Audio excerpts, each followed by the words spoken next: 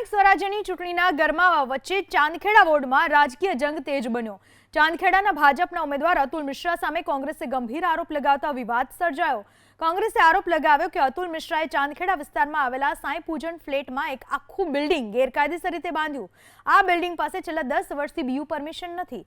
અહીં રહેતા સ્થાનિકોને કોઈ પણ પ્રકારનું ટેક્સ બિલ આવતું નથી, જે સીધી રીતે ટેક્સ ચોરી છે।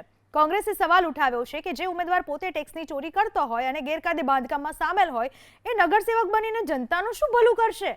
આ તરફ પોતાની સામે થયેલા આરોપોનો જવાબ આપતા ભાજપના ઉમેદવાર અતુલ મિશ્રાએ સ્પષ્ટતા કરી કે કોંગ્રેસ પાસે ચૂંટણી લડવા માટે કોઈ નક્કર મુદ્દા રહ્યા નથી। એમણે વધુમાં દાવો કર્યો કે એમની પાસે તમામ ડોક્યુમેન્ટ્સ ઉપલબ્ધ છે।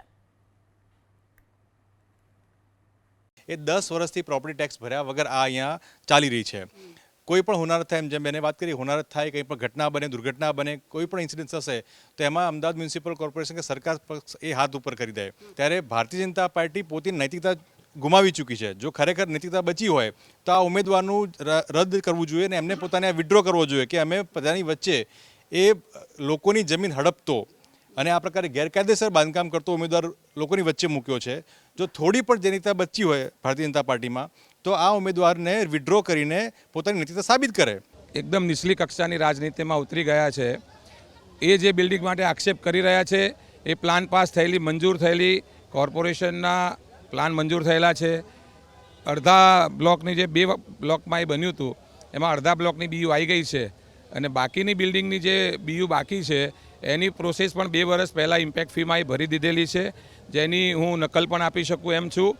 કારણ અને એ વચ્ચે જે ડિલે થવાનું કારણ છે એમાં જે બિલ્ડિંગની બાજુના એક મકાનમાં કોઈ જસ્ટિસ રહેતા હતા, એમણે જમીન બાબતમાં કોર્પોરેશનના વિરુદ્ધમાં હાઈકોર્ટમાં કેસ કર્યો હતો અને એ કેસ થવાના કારણે એટલા બીયુ અટકી હતી અને એ કેસનો પણ નિકાલ પોઝિટિવ અમારા તરફેણમાં થઈ ગયો હતો।